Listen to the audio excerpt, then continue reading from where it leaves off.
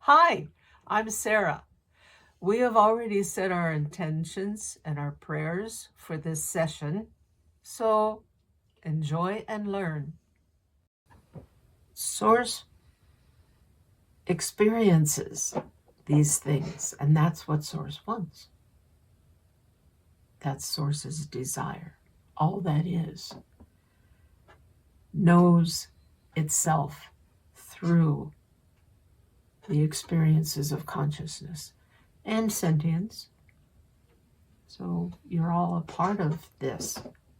And whatever you experience, and not just outward experiences, things, an earthquake that knocks you out, or a tsunami that drowns 30,000 people. Not just those outward things. Or the road rage you feel and some idiot, your terms, cuts you off or something. Those are all outward things that can affect you however you choose to be affected. You can be angry and have road rage or whatever. You can be despairing because you don't know where the rest of your family is. And that's legitimate if you use it in a positive way to do whatever you can to help those around you, because that spreads that desire for others to help around you because something happened. I kind of lost my train of thought there. Yep, that's okay. But the whole idea is it's how you respond to what happens outwardly, and that's what changes you inwardly and lifts you up to become a little more enlightened and a little more and a little more. That's how it works. I'm done. Do the planets and other celestial objects communicate with each other? Not deliberately saying, "Hi, Saturn, you're looking beautiful today." It's more like the unconscious, shall we say, communication through Source, through that group consciousness. It's not really limited to a group, but it's just easier to describe it that way. They are aware of each other, if that helps. But they don't, talk back and forth or send vibes. Okay. They don't need to. They're connected. Just like everything is connected, including all of you, all of us, all of them. We're all connected.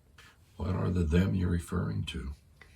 The non-human beings, the extraterrestrials, ETs, aliens, whatever you want to call them. You realize they're only alien to you. Yes. You are alien to them. Yes, I'm aware of that. Mm-hmm. And the only reason we fear them, or some of us fear them, is because of our biases of not understanding them. Yeah. That's the only reason. Biases produce fears of the unknown, which is, I should put it this way, which feeds on the fears of others around you. It builds up and builds up.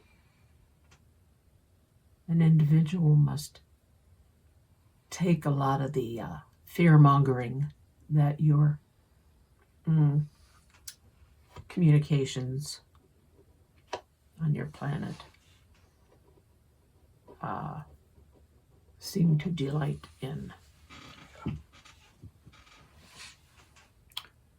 What will be the process of Gaia splitting into?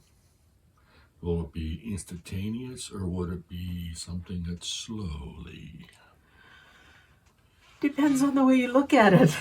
For some people, everything's now. Everything is now, so it will be instantaneous. And yet, in some ways of looking at it, it could be a slower, gradual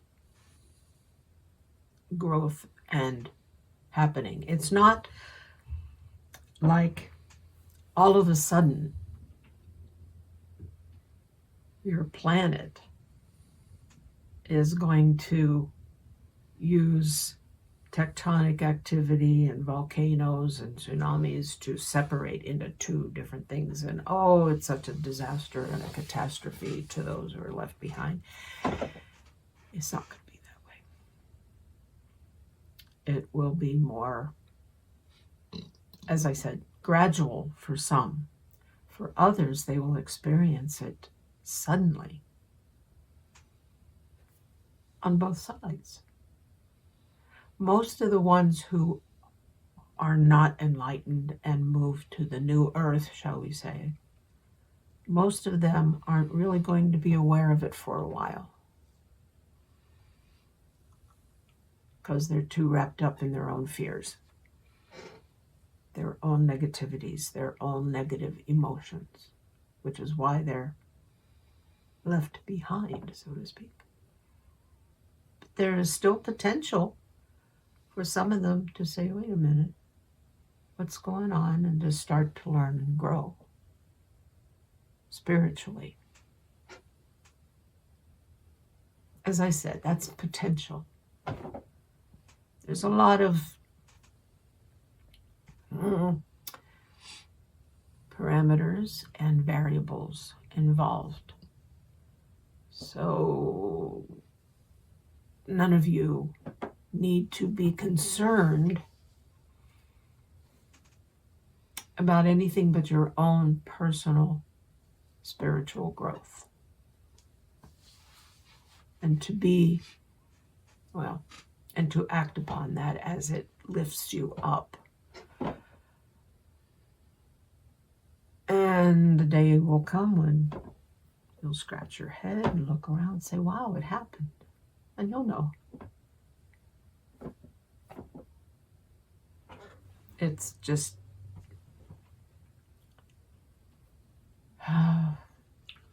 it's not easy to explain it in the terms you're looking for, yes, in your linear time, in your 3D. That's why there's so many questions I have about it. I'm trying to refine what I understand so I can understand what you're talking about. The simplest, not necessarily easiest, way to understand any of this, any of your questions, any of their answers, is, yes, to live in the now, to know who you are in spirit and truth, to meditate, to relax, help your ego to relax and know that you will be safe,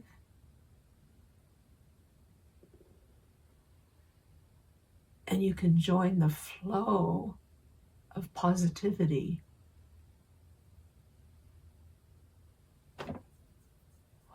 Okay. Your words are not enough. Nope. They'll have to do. Well, 3D is vastly inferior to true reality. It is. That's what I'm learning about. Mm-hmm. It's available for experience, for exploration, for learning and growing. This next question I think you have asked, but I will ask it again because it may spur a different answer. In other words, I'll ask this question. Oh. When you talk about Gaia splitting, will it look like some of the people vanished? Mm-hmm. Or will the people that go to the new earth die on this current earth and be instantly incarnated on the new earth? The engineer wants to know exactly what happens, how to do this, what steps to take. No, not what steps to take, what steps to expect. Didn't I just explain that? Yes, you did, but you left a few things open to interpretation. Most of life is open to interpretation. Exactly. So basically, you had mentioned just a little bit ago that would open our eyes and things would be different. That's the short way of describing it, yeah. So this question is trying to find out more depth of that, to understand that more. Will the earth still look the same? Will there be people missing? Will, all the strife still exist, so forth and so on? Well, strife will no longer exist. People will be missing. The earth will look as it should, without the pollution, without ugliness. It'll be natural. The people who live, who will move to this new, beautiful, natural earth, will understand at that moment what has happened. They'll know that, oh, Susie's missing. I bet she was left behind. Sorry about that, Susie, but you weren't ready. There will be acceptance of what has changed and rejoicing in those who are there, each other, rejoicing in each other, in what has transpired, in the beauty of the earth, and in knowledge of how to live there. But you'll be enlightened beings.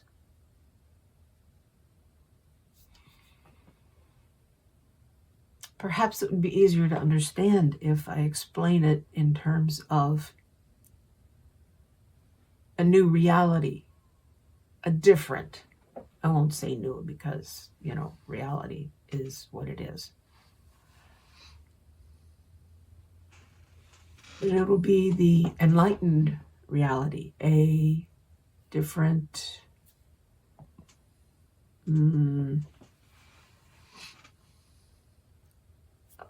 the word is not coming to mind. A different realm, a different dimension. That's the word I was looking for. Okay. You answered the question. Yes. She took all that to get to the point where I understand.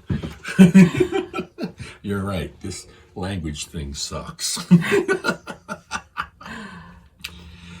I asked this question, and Sarah says, well, of course not. But I told her, shh, hush up. I'm going to ask it anyhow.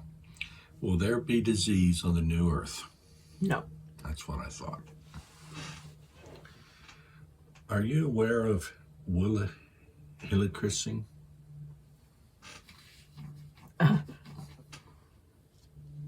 I know who you mean, even though you mispronounced her name.